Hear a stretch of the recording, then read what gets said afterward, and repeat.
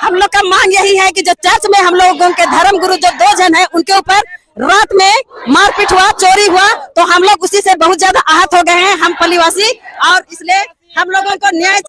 Hello गते को सनाम को गे सगुन जोहार मानवा जुडसी यूट्यूब चैनल रे आपे सनाम को सगुन अतान दाराम तबे गते को देलाबन तेहिया नवा वीडियो रे आबो बन गालमरा बारिया फादर रोमन कैथोलिक रेन बारिया फादर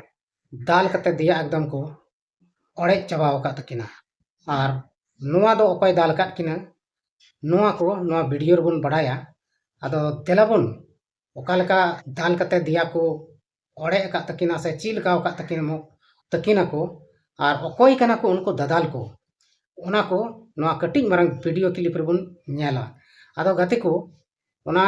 चिल का को दाल का किने उना बन नेला और उना इलाका रेन हर उनकिन नुआ उनका को दाल के किन खाय उनकिन ऊपर ते चिल का को आंदोलन कदा चिल का रोड जाम कदा को और नुआ को गिबन नेला आदो तेलाबन कटिंग उना वीडियो क्लिप बन नेल लगे। हम लोग का मांग यही है कि जो चर्च में हम लोगों के धर्म गुरु जो 2 जन है उनके ऊपर रात में मारपीट हुआ, चोरी हुआ, तो हम लोग उसी से बहुत ज्यादा आहत हो गए हैं हम पलिवासी, और इसलिए हम लोगों को न्याय। गाते को नई दोबन नेले कना नवा दिया रे अडी चिन्ह नेलो कान तेया नई दो फादर कनाय रोमन कैथोलिक रेन फादर और सिमडिगा रेन फादर कनाय नई दो कोमड़ो को दाल का दिया नई दो डकैत को दाल का दिया और पूरे को दाल का तबे गाते को नवा वीडियो क्लिप रेबन नेल किदा जे उनकिन बारिया फादर को दाल कते दिया कलते पूरे को बर्बाद का तकिना अब नेले दाबन पूरे दिया को मिटन फादरा आरा गे नेलो कना आदो गति को नुकिन दो सिमडिगा रेन कना किन सिमडिगा जिला रेन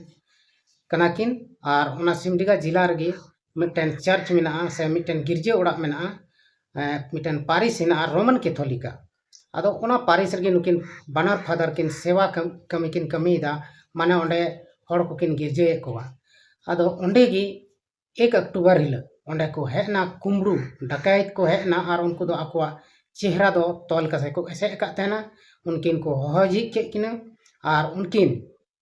तोल कते पूरे को दाल के किना दाल कते एकदम को अधमरा के किना और उनकिन दो ओंडे गी को इकवा किना। इसके बाद पूरे ओड़ा से उना तीन रूम को तहलना पूरे को तहस नहस किदा सेंद्रा किदा को मोटा मोटी लगभग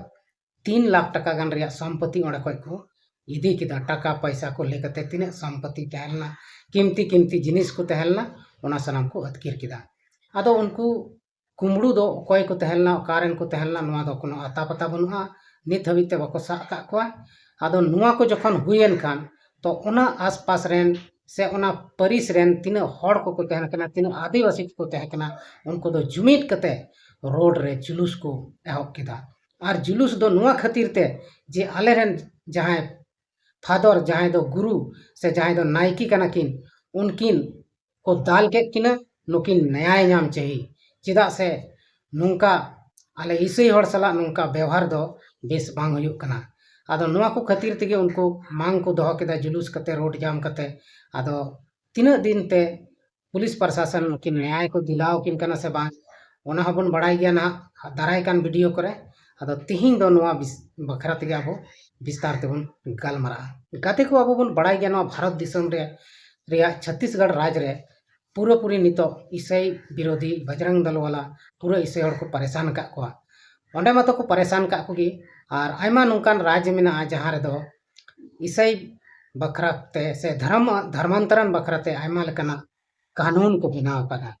आदो उनका गी तिहिं झारखंड रे बांग आंजम कान तेना ईसाई विरोधी से ईसाई हड़ को नुका नाहाचार दाल तोल जेल को मेनखान सिमडिगा रे आंजमना और नेल हो नेलो कना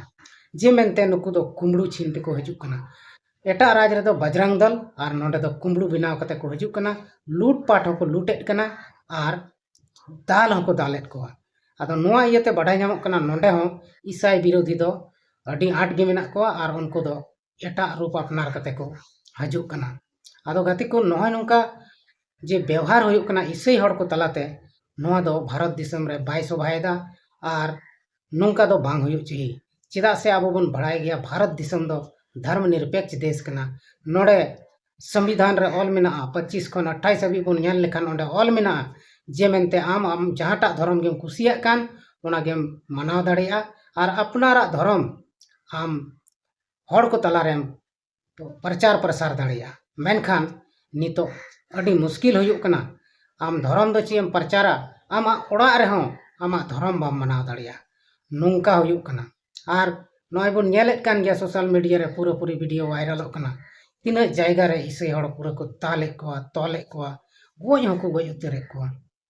अदो नोआ ची चला कना भारत दिसम रे ची नोआ दो नितो दो जहान धर्मनिरपेक्ष देश दो बांग कना मेनते नोंका दो बांग काते को नितो नको बजरंग दल से चाहे बीजेपी सरकार चलावेत खान नको को तो समान गया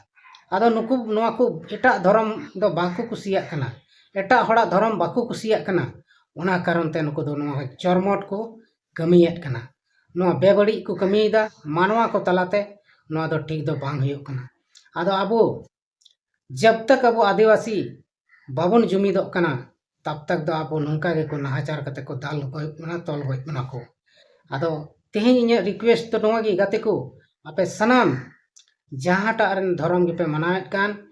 सनाम हड़ जुमिदो तबन पे सनाम आदिवासी संताल बोया मिश्रा को जुमिदो तबन पे और सनाम हड़ा धर्म रक्षा बखराते अबो डाट कते उनको जहां धर्म बखरा को बड़ी को कमी कान उनको सला मुकाबला जरूर कान तबना चिदा से अबुआ धर्म जहां सरना धर्म से विदिन धर्म बन मेंदा ओना धर्म हो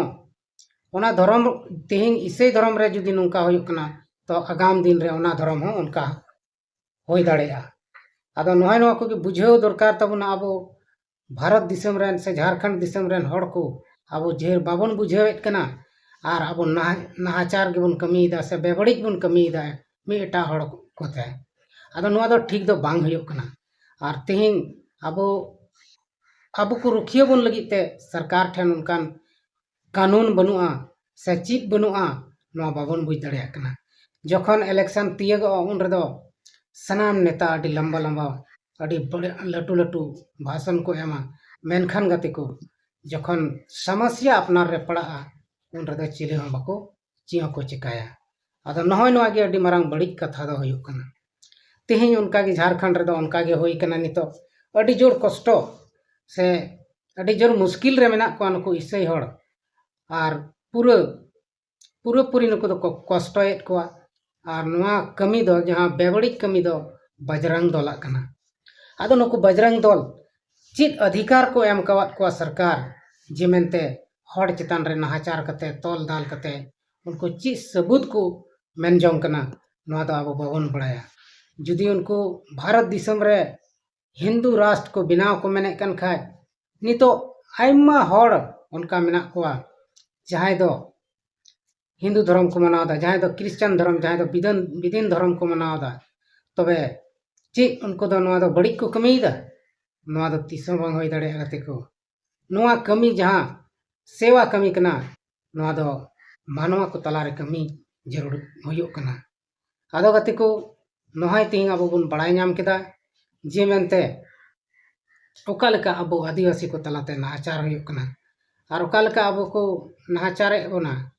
नोआ गे तिहिं नोआ वीडियो बन गलमराव केदा आर गते को नोंका गे वीडियो रे सपोर्ट एमो तबन पे गणोवኝ तबन पे चेदा से इन अडी मुश्किल गे तबनई ओनाते जहां पत्रकार से ये कहो बन माने चिक को मना जहाना खबर को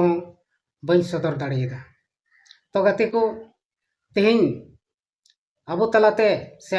अबोरेन बोया मिश्रा को क्रिश्चियन बोया मिश्रा को तलाते अडी गान नाहाचार हुयुक कना नोआ चिल कते रोका जुदी आपे पे बड़ाय खान कमेंट बॉक्स रे जरूर पे लई तबना मा तबे एंडे खान तेहिं नोआ जहां गपाल मराव तहलन तबना नोआ दो नडे गिन मुचे कना सनाम को गे जोहार।